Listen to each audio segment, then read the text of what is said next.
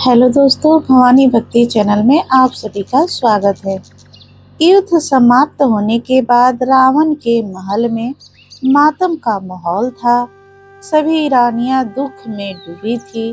तभी अपने कमरे से रावण की माँ राजमाता केसी चुपचाप बाहर निकली और महल से बाहर जाने लगी। महल से बाहर निकलकर वह थोड़ी दूर आगे निकली ही थी कि वानर सैनिकों के एक दल ने राजमाता को रोक लिया। कौन हो तुम? महल से बाहर कहाँ जा रही हो?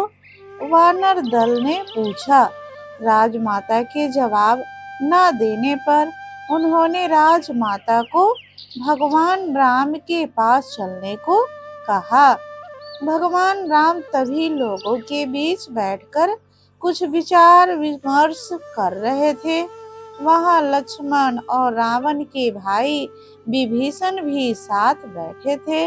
राजमाता केसी को देखते ही विभीषण चौंक गए और चौंकते हुए पूछा, माँ, अब यहाँ? लक्ष्मण हैरान होकर विभीषण की माँ को देख रहे थे।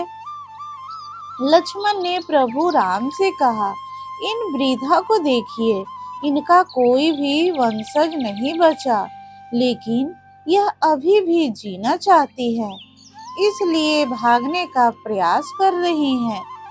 प्रभु राम ने लक्ष्मण को ऐसे शब्द का प्रयोग करने पर डांटा और वह राजमाता केसी का अभिवादन करने उनके सम्मुख खड़े हो गए। भगवान राम के ध्यान से देख रहे थे। बुजुर्ग केसी बेहद दुबली पतली थी। उनके सफेद रेशमी बाल थे जो अच्छी तरह गूंथे थे।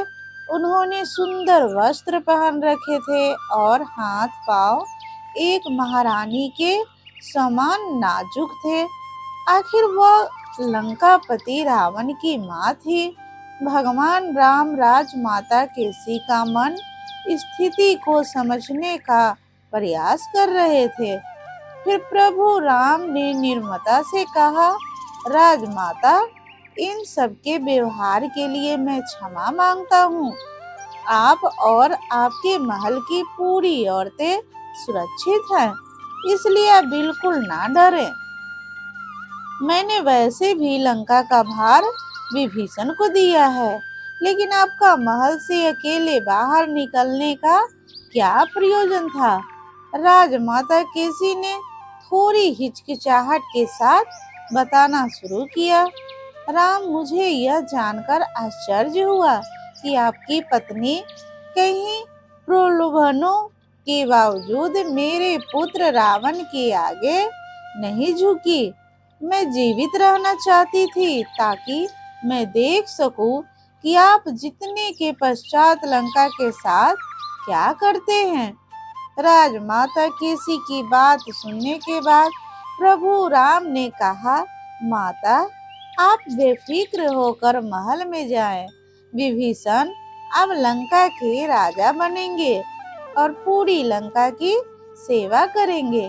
अपने सभी पुत्रों और रावण का संहार करने वाले राम की प्रशंसा करने के लिए राजा माता केसी खुद को मन में भला बुरा कह रही थी, लेकिन वह जानती थी कि राम इस प्रशंसा के काबिल हैं। केसी को केवल यह दुख हुआ था कि वह अपने पुत्रों को ऐसे संस्कार नहीं दे सकी। अगर दे पाती तो उनका अंत इस तरह नहीं होता।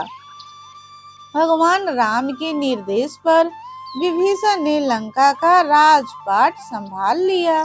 राजमाता केसी अपने पुत्र वधुओं के साथ लंका की जनता की और उन लोगों की सेवा में लग गई जिन्हें रावण की वजह से कष्ट भोगना पड़ा था। राजमाता केसी मन में राम नाम का जाप खुद को शांत रखती। प्रभु राम का नाम उन्हें आगे के जीवन के लिए प्रेरित भी करता। एक दिन उन्हें भगवान राम के सरयू नदी में जल समाधि ले लेने की खबर मिली। खबर सुनते ही उनकी आंखों से आंसुओं की धारा बह निकली। मन यह सोचकर विलाप करने लगा कि अब उन्हें कौन सा दुख से उबारेगा, अब कौन उन्हें प्रकाश दिखाएगा। केक शिव व्यतीत थी, लेकिन फिर भी उन्होंने संन्यास नहीं लिया, बल्कि प्रजा की सेवा करती रही और अपनी राजमाता होने का मर्यादा धर्म का पालन किया। आखिरी सांस तक वह राम नाम का जाप करती रही। तो दोस्तों, यह पौराणिक कथा आपको पसंद आई हो तो वीडियो को एक लाइक करें और शेयर अवश्य करें, और चैनल पर पहली बार आए हो तो चैनल को सब्सक्राइब करना मत भूलते हैं। मिलते हैं कोई और नई वीडियो के साथ। तब तक के लिए स्वस्थ रहिए, सुरक्षित रहिए। धन्यवाद।